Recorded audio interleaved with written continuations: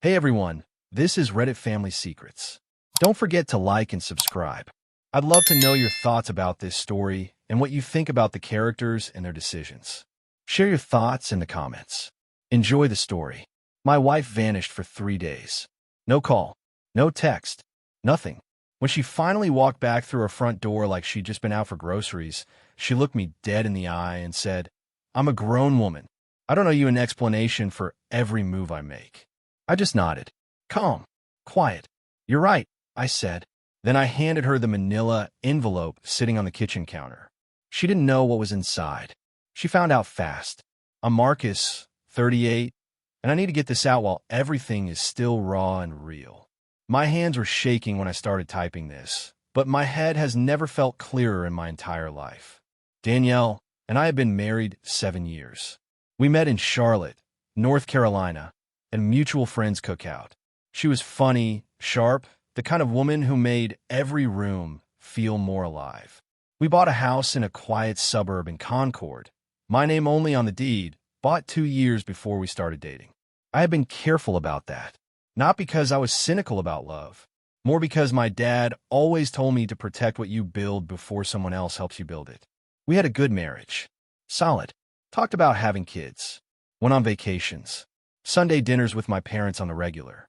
Yeah, we had our rough patches like everybody does, but nothing that screamed red flags. Or at least, nothing I saw. Now I wonder if I was just choosing not to see. It was a Tuesday morning when everything came apart. Danielle kissed me goodbye, grabbed her travel mug, and said she'd be home by 7. Said she might swing by Target on the way back.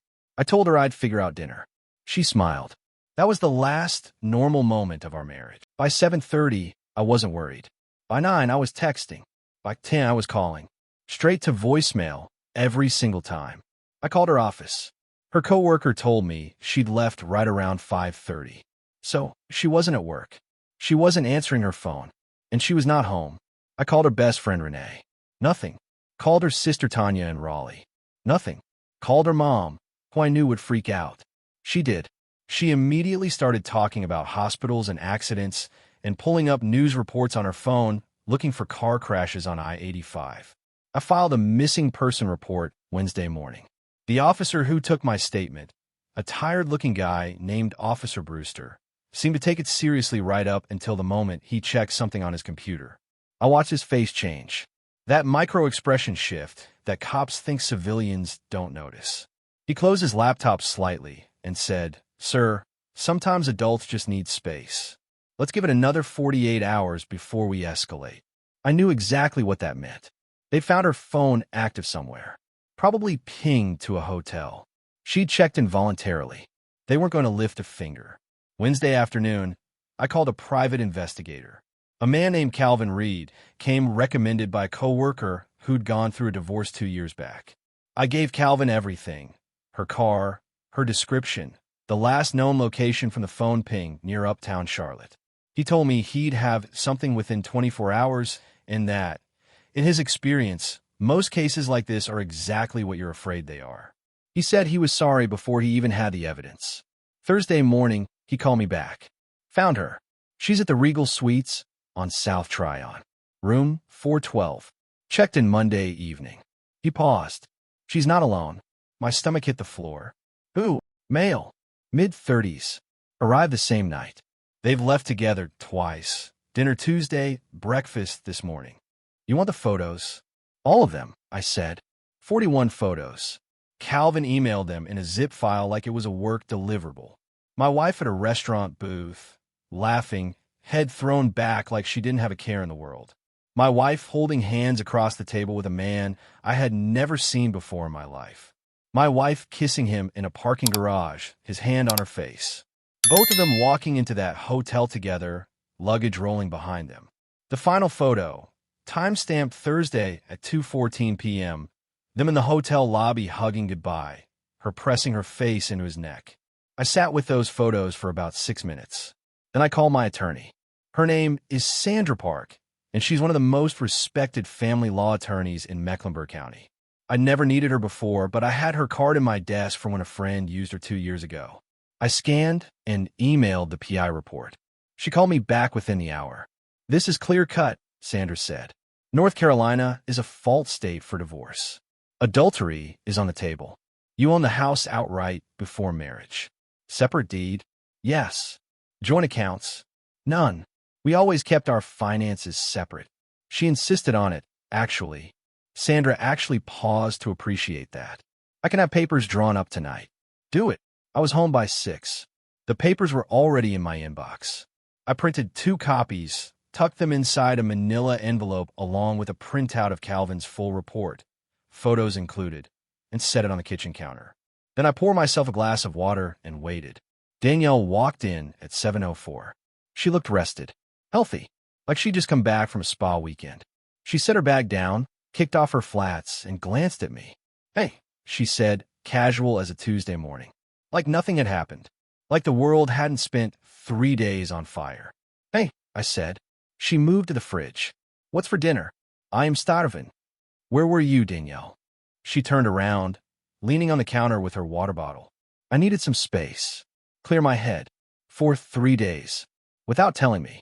While your mom thought you were dead in a ditch on I-77. Her face shifted. Defensive now. "I'm a grown woman, Marcus. I don't have to report my every move to you. I needed space, and I took it. I don't owe you an explanation for that." I let the silence sit for a second. Then I stood up. "You're right," I said. She blinked. "What?" "You're right. You don't owe me anything." I picked up the manila envelope and walked it over to her. "And I don't owe you a marriage." She took the envelope the way you take something you don't understand yet. Open it slowly. And I watched 7 years of lies process across her face in about 10 seconds. Confusion. Recognition. Shock. The particular kind of terror that comes when you realize the other person already knows everything. The top photo was her kissing him in the parking garage. "This isn't." She flipped through them. Hands started to shake. "You had someone following me?" Page 3 has the hotel details. Page 5 is the timeline. The photos start on page 7. "Marcus." Her voice cracked. "This isn't what it looks like. We just reconnected and signed the papers. I'm filing tomorrow." "You can't. We need to talk about this." "You said you don't owe me explanations." I agreed. "Now I'm giving you the same courtesy." I stepped back. "You should probably find somewhere to stay tonight. This is my house. The deed will confirm that." She dropped the envelope on the counter and came toward me. "Baby, please. It was a mistake.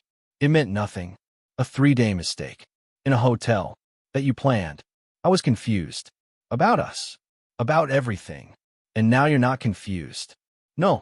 I mean, yes. I won't be here. I want us." She was crying now, real tears running down her face. "Please just listen to me." I headed for the stairs. If it meant nothing, you would have done nothing. "Good night, Danielle." I locked myself in the bedroom. For the next hour, I heard her crying downstairs, then her voice low on the phone, then the front door. Her car backed out of the driveway at 9:12. My phone buzzed. A text from her. "Please don't do this. I love you. I'll do anything." It was stupid, I know. "Please." I blocked the number. Forwarded everything to Sandra. Took a melatonin and went to sleep. The filing went through Thursday morning. Sandra told me to expect pushback, and boy, did it come. Within 48 hours, Danielle filed a motion claiming I had emotionally manipulated her and that the PI was engaged in illegal surveillance. She tried to get a restraining order, claiming I had ambushed her with false accusations and threatening behavior. We went before a judge on Friday. Danielle showed up with her own attorney and her sister. Her lawyer argued that hiring a private investigator constituted stalking. My attorney presented the timeline. Wife disappears for 3 days. Husband files missing persons report. Hires licensed PI after law enforcement declines to investigate. PI observes wife in public spaces. The judge looked at the photos, looked at Danielle, looked at me. "Ma'am," the judge said, "your husband hired an investigator after you disappeared without contact for 72 hours. The documentation shows what it shows." Request denied. Danielle's sister caught my eye on the way out of the courthouse and gave me a look that could curdle milk. I got in my car and drove home. Here's where we landed. Sandra was right. North Carolina's adultery statute mattered for asset division. The house stayed mine. Completely. Danielle's name was never on the deed. and the courts confirmed that my premarital ownership held. Our retirement accounts were separate. Our finances had been separate the whole marriage. The one thing that got complicated was her car. Both names were on the title, my mistake, but we worked it out. She kept the car, she kept the payments. The court ordered minimal spousal support, $800 a month for 18 months while she transitioned to single-income living. Her attorney fought for more, but the adultery evidence effectively closed that door. It took about 2 months from filing to finalization. During that time, I got texts from unknown numbers. Danielle kept getting new phones when I blocked them. A visit from her dad who told me I was throwing away a good woman over a misunderstanding, and a phone call from her mother informing me that my behavior was financial abuse. I changed my locks, put up cameras, and let Sandra handle every single communication. The last time I saw Danielle in person was at a Target in Concord. I was in the paper goods aisle. She came around the corner, and we made eye contact. She froze. I nodded and kept walking. She followed me.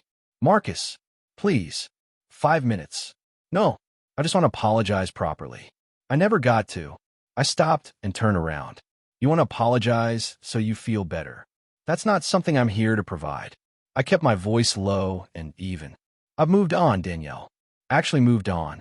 Not pretending, not still hurting, just done." Her eyes filled. "I still love you. I know. Loved a hotel room with someone else more. It's okay. Own it and heal from it." She wiped her eyes. "You're so cold. I am practical. You taught me that." I put my paper towels in the cart. "Take care of yourself." I walked away. She didn't follow. It's been 4 months since the divorce was finalized.